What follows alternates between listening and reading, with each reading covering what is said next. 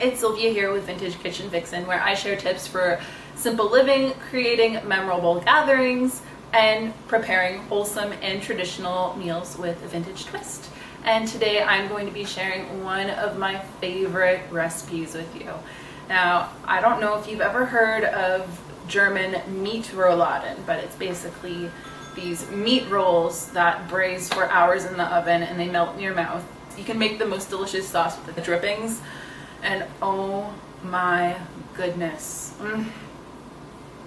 My mom would make them on special occasions, and it's my favorite meal in the whole wide world, especially if you serve them with either some spätzle or potatoes.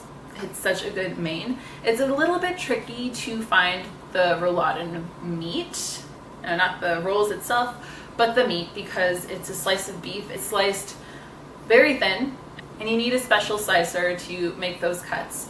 So you need to find a specialty butcher who can make it.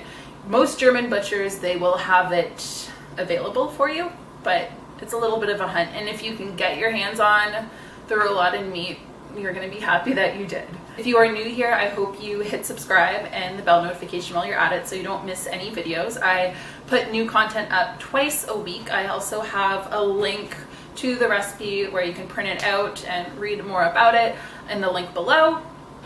And oh yes, if you like this video, please hit the thumbs up, leave a comment, and share with somebody who is a fan of German cuisine. I'm going to stop talking and we're going to get into silent film mode.